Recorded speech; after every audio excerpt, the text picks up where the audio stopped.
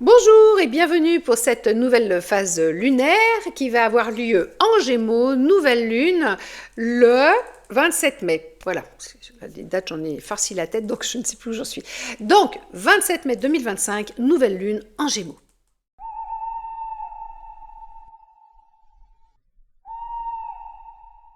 Alors, nouvelle lune, on rappelle, on fait des vœux à la nouvelle lune et le plus proche possible des énergies qui nous sont proposées ce jour-là, en fait. Et donc là, on va être sur le signe des Gémeaux.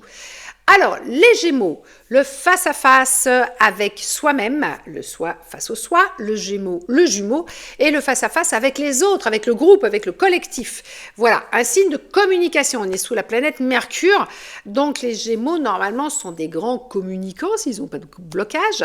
Et donc, du coup, beaucoup avec les autres. Ça, c'est facile avec le collectif. C'est beaucoup plus difficile de faire son jumeau dans, du coup, un travail personnel d'introspection, de reconnexion à soi.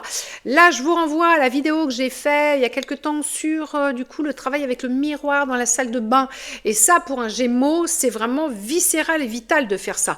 On est vraiment dans quelque chose de très important, que de prendre conscience que le Gémeaux, effectivement, c'est un grand signe de communication. C'est un grand signe qui peut être très sympathique, qui peut être très fluide au niveau de la communication avec les gens, très chouette, très copain, très machin. Mais aussi, il a un méga travail à faire avec lui-même, avec sa communication avec lui, et là c'est les yeux, dans le miroir qu'on peut le faire. Voilà.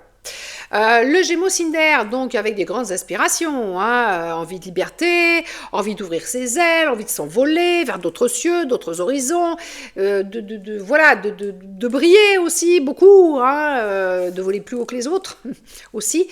Mais voilà, on va être vraiment sur cette énergie-là de respirer la vie à plein poumon, de se sentir vivant dans ces échanges avec autrui.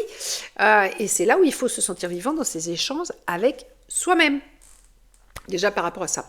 On est sur une année 2025. Alors, année importante quand même pour le Gémeaux, parce que d'un autre côté, on va être sur cette histoire de pardon et de demander pardon. Je vous renvoie à la vidéo que j'ai faite en début d'année.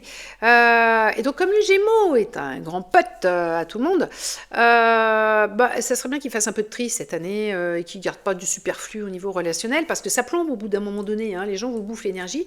Et du coup, il vaut mieux essayer d'aborder le nouveau cycle avec justement une bande de potes, de connaissances, de relations